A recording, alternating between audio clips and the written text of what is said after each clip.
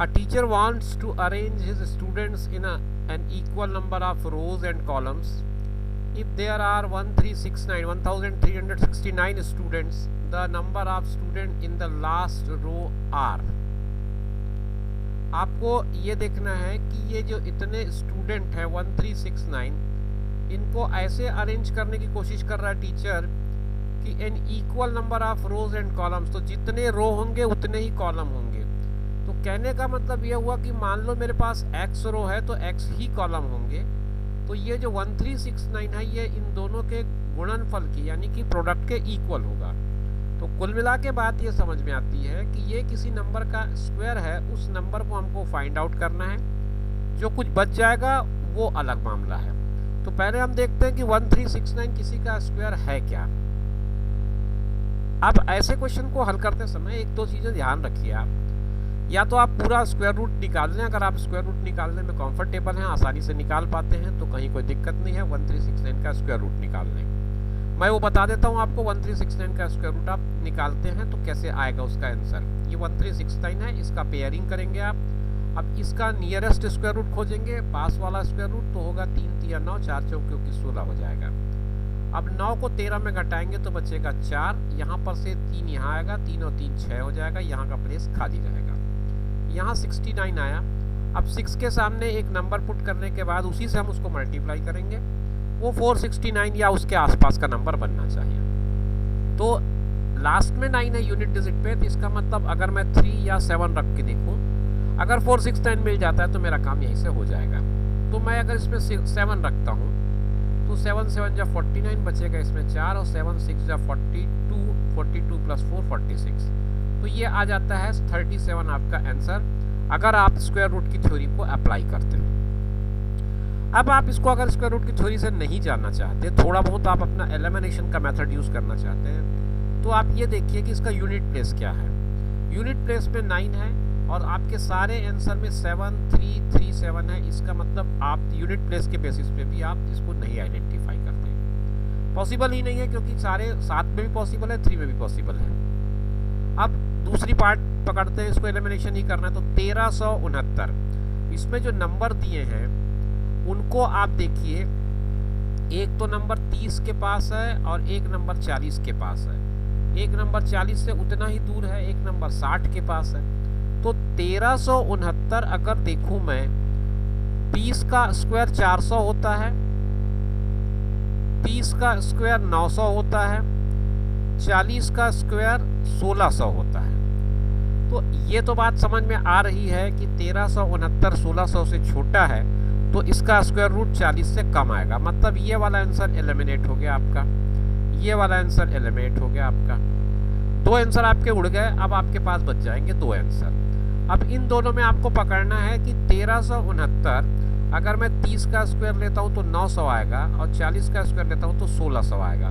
तो ये 1600 1369 के ज़्यादा नज़दीक है, तो 40 के ज़्यादा नज़दीक इसमें 37 है, तो 37 आपका आंसर आएगा एलिमिनेशन मेथड से। तो ये इस तरह के मेथड्स भी आप ट्राई करिए, ये तब आप सीख पाएंगे जब आप लगातार इसकी प्रैक्टिस करते रहेंगे। बिना प्रैक्टिस के ये पॉसिबल नहीं है कि आप इस तरह के मेथड को अप्लाई कर पाएँ। The number whose square is equal to the difference of the squares of number 68 and 32 is। एक नंबर है जो इन दोनों नंबर के स्क्वायर के डिफरेंस के इक्वल है। तो इनका स्क्वायर करूंगा तो 68 स्क्वायर माइनस 32 स्क्वायर, और ये इक्वल है whose स्क्वायर मतलब एक अननोन नंबर है उसके स्क्वायर के इक्वल है। अब यहाँ पर आप आइडेंटिटी लगा दें, a minus a square minus b square की आइडेंटिटी अगर आपको याद हो तो आपके लिए आसान है काम, अन्यथा आपको फिर एक एक करके दोनों का स्क्वायर निकालना पड़ेगा, जो कि मैं समझता हूँ काफ़ी बड़ा काम हो जाएगा। तो इसको अगर आप अप्लाई करेंगे तो एक बार दोनों को जोड़ना पड़ेगा, एक बार दोनों को घटाना पड़ेगा। आपके प्रश्न का सवाल का जवाब जो है वो आसानी से निकल आएगा।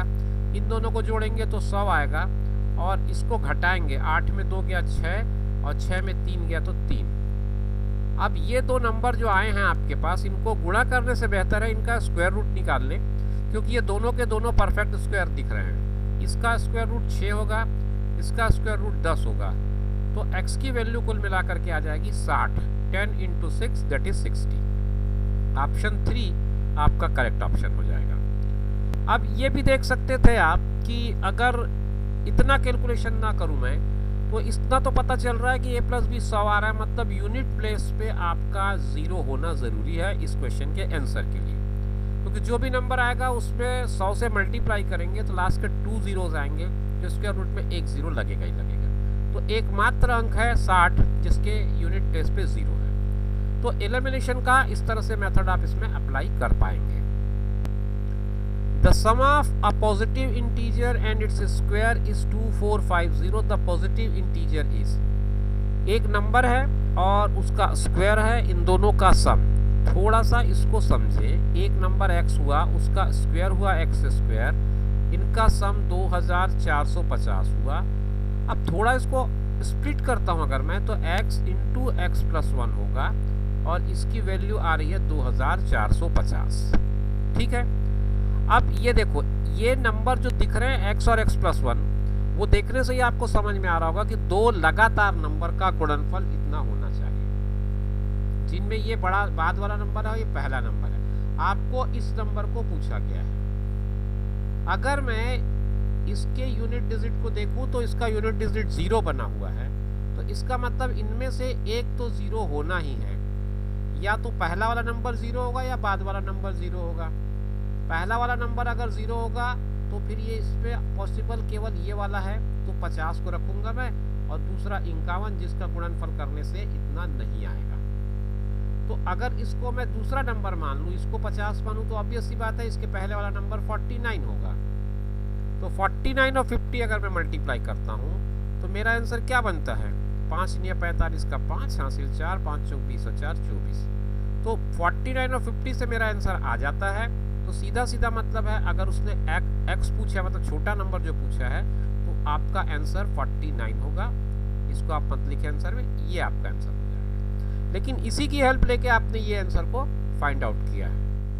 आप चाहें तो फिर आपको डिटेल में जाना चाहे तो पूरा मेथड लगा के सॉल्व करना पड़ेगा, पर उसकी जरूरत मुझे नहीं लगती इसमें। The product of two numbers is 45 and their difference is 4. The sum of squares of the two numbers is, product of two numbers is 45। दो नंबर है, उनका गुणनफल 45 है। Their difference is 4। अगर एक नंबर x है तो दूसरा x धन 4 भी हो सकता है, x ऋण 4 भी हो सकता है, क्योंकि उनका अंतर 4 है।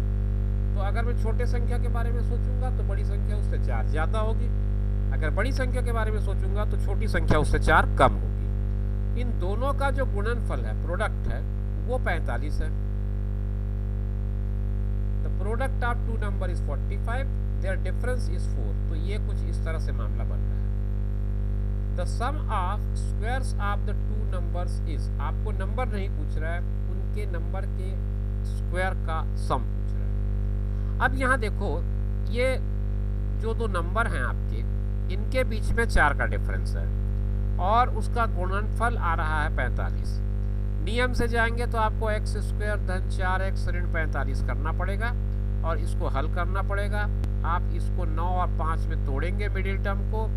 मिडिल टर्म को तोड़ने के बाद आपका वैल्यू कुछ इस तरह से आएगा और इसको और सिंप्लीफाई करेंगे तो x + 9 और यहाँ भी x + 9। तो कुल मिला के x = -9 या x = 5। ये दो आंसर आएंगे, इसमें -9 आपके काम का नहीं है। तो 5 और 9, क्योंकि एक 4 ज़्यादा है, ये आपके दो नंबर्स होंगे। लेकिन इतना करने के बजाय थोड़ा सा आप इसको सोचेंगे, इसके यूनिट में 5 आ रहा है, तो इसका मतलब चांसेस है कि एक नंबर 5 होगा। तो 5 अगर एक नंबर है तो दूसरा नंबर 9 ही हुआ, 5 नहीं 45 हुआ। तो कुछ इस तरह से आपको यूनिट प्लेस को, यूनिट डिजिट को देख के, प्रोडक्ट्स को देख के अपना थोड़ा सा शॉर्टकट यूज़ करना पड़ेगा, ट्रिक्स यूज़ करने पड़ेंगे। तो ये 45 आ जाएगा। तो 5 और 9 हुआ। अब इनके स्क्वायर करेंगे तो 5 का स्क्वायर 25 हुआ, 9 का स्क्वायर 81 हुआ। अब ये बोलता है the sum of squares of the two numbers, इन दोनों का सम लें तो 5 और 1 6 होता है और 8 और 2 10 होता है, 106। आपका करेक्ट ऑप्शन है डी, यानी कि फोर्थ क्वेश्चन, फोर्थ ऑप्शन आपका करेक्ट होगा। आप इसे टिक लगा सकते हैं। The least number which must be added to this 1728 to make it a perfect square is 36, 32, 38, 30. पहली बात ये समझ में आती है कि 1728 परफेक्ट स्क्वायर नहीं है। 1728 को परफेक्ट स्क्वायर बनाना है, मैं आपको सीधी सलाह दूंगा कि आप ये 4 ऑप्शन को ही साथ लेकर चलें, मेथड के चक्कर में ना पड़ें। जैसे मैं इसके यूनिट में 6 रखूँगा तो आएगा यूनिट में 4, मतलब हो सकता है। अगर इसके यूनिट में मैं 32 को ले जाता हूँ तो 32 को ऐड करूँगा तो 8 और 2 10 होगा, 3 और 2 5, 5 और 1 6 होगा, और ये 7 होगा, और ये स्क्वायर नहीं हो सकता क्योंकि यूनिट प्लेस पे इवन टाइम्स 0 होना चाहिए, तभी आपका कोई नंबर स्क्वायर हो सकता है। तो ये चांस भी कट गया, ये चांस भी कट गया। अब हम आते हैं 38 पर। अगर मैं 1728 में 38 को ऐड करता हूँ तो 8 8 हुआ 16, हासिल आया 1, 3 और 3 6, और ये आया 7 1, 1766 आ रहा है। 1766 में हम ट्राई कर सकते हैं क्योंकि 30 में आने का चांस नहीं है। 1728 में अगर आप 30 जोड़ते हैं तो यूनिट प्लेस पे 8 आएगा, यूनिट प्लेस पे 8 है तो वो स्क्वायर नहीं हो सकता। तो आपने कुछ नंबर्स को बड़े आराम से एलिमिनेट कर लिया, 30 को एलिमिनेट कर दिया, 32 को एलिमिनेट कर दिया, 36 शायद हमने ठीक से चेक नहीं किया था। 38 को हम चेक करके देख रहे हैं, 1766 आ रहा है, तो 1766 मेरे ख्याल है परफेक्ट स्क्वायर होना चाहिए। चेक कर लेते हैं क्या होता है। 4 चौक हुआ 16, बचा इसमें 1, 4 4 हुआ 8, यहाँ आया 66। तो आप इसमें 4 से भी अगर लेते हैं तो ये होना चाहिए 4 चौक 16, 4 अट्ठे 32, 1 33, तो संभावना तो नहीं दिख रही है 38 में।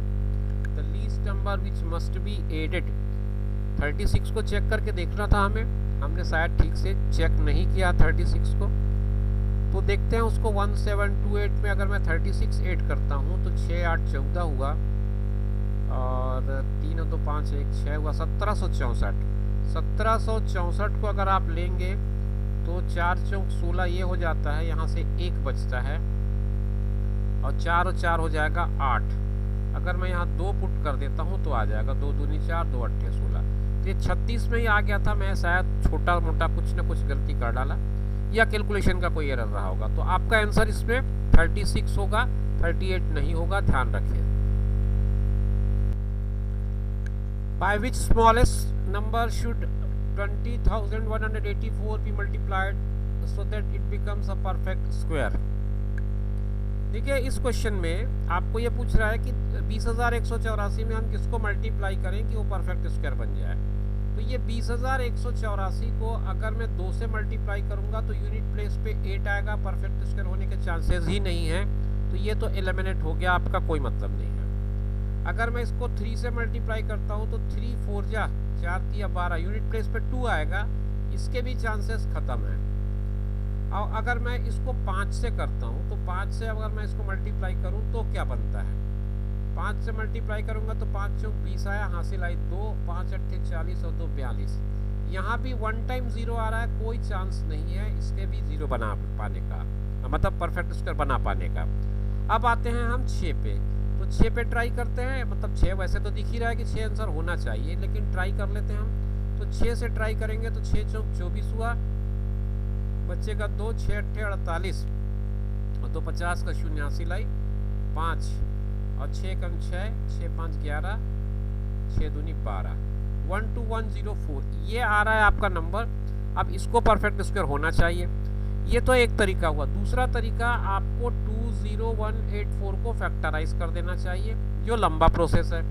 2 से मैं भाग किया इसको, 0 आया, 2 नी 18, 2 दूनी 4, फिर 2 से भाग किया, 2 पंचे 10, फिर आया 2 चौक 8, 2 छक्के 12, फिर 2 से किया मैंने 2 25 और 2 दूनी 2 तिया 6। अब यहाँ से 2 का भाग होना छूट गया, समझ लो आप, तो 2 से भाग छूट गया। तो अब इसको हम 3 से चेक करते हैं, 5 4 9 9 3 12, 3 से जा सकता है बिल्कुल, तो 3 से भाग दिया हमने, 3 सत्ते 21, बचा 4, 3 सत्ते का 3 सत्ते के 3 अट्ठे 24 हो जाएगा, 3 अट्ठे 24, 3 चौक 12, 3 एकम 3।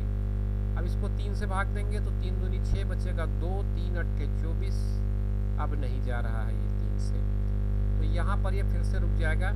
तो अब आप क्या करेंगे, अब इसको किसी और नंबर से सोचेंगे, कितने से जा सकता है ये सोचिएगा।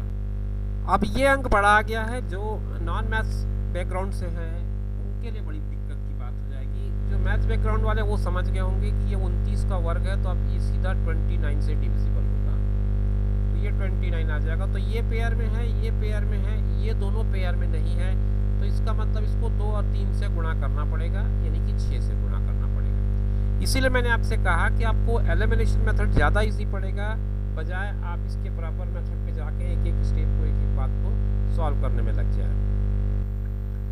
1008 divided by which single digit number gives a perfect square.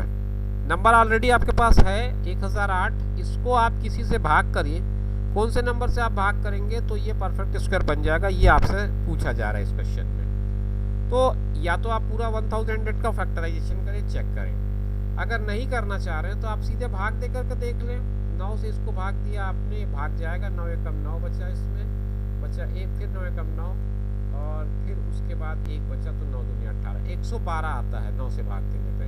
तो 9 से भाग देने से 112 आता है, ये परफेक्ट स्क्वायर नहीं होगा, तो 9 वाला मामला खत्म हो गया। फिर 1008 को आप 4 से भाग देंगे, तो 4 दूनी 8 बचेगा 2, 4 पंचे 20 और 4 दूनी 8, 252। यहाँ भी यूनिट प्लेस पे 2 आ जा रहा है, इसका भी कोई मतलब नहीं निकलेगा। 8 से आप अगर करेंगे तो देख लेते हैं, 8 से भाग देने पे 8 एकम 8 बचेगा 2, 8 दूनी 16, 4 बचा, 8 छक्के 48। ये चांस था यूनिट पे 6 होने से, लेकिन 126 किसी का स्क्वायर नहीं है, तो इसका भी चांस खत्म हो गया। बात करते हैं 7 की, तो 7 से अगर मैं भाग दूंगा तो 7 एकम 7 बचा, इसमें से 3, तो 3 बचा, तो 7 चौक 28 हो गया ये। फिर बचा इसमें से 2, फिर 7 चौक 28, 144 आता है, जो कि 12 का स्क्वायर है। तो आपका सही आंसर आ गया 7। मेरा ख्याल है ये आंसर या ये मेथड आपको ज़्यादा अप्रोप्रिएट होगा बनाने के लिए सवाल को, तो आप इस मेथड के साथ जाएं, वो ज़्यादा बेटर होगा। The least number that must be subtracted from 63520 to make the result a perfect square 16, 20, 24, 30। ये क्वेश्चन बहुत आराम से बनाने के लायक क्वेश्चन है, आपको आराम से देखना पड़ेगा। ये 20 को अगर मैं इसमें से घटा दूं तो 63500 हो जाएगा, अपने आप ये परफेक्ट स्क्वायर बन जाता है। कोई दूसरा नंबर के बारे में आपको सोचने की ज़रूरत ही नहीं है। तो ऐसे आंसर्स को आपको थोड़ा सा ध्यान देना पड़ेगा, बिना कुछ किए आपका सवाल बनता है, तो आप ऐसे ही सॉल्व करिए इसको।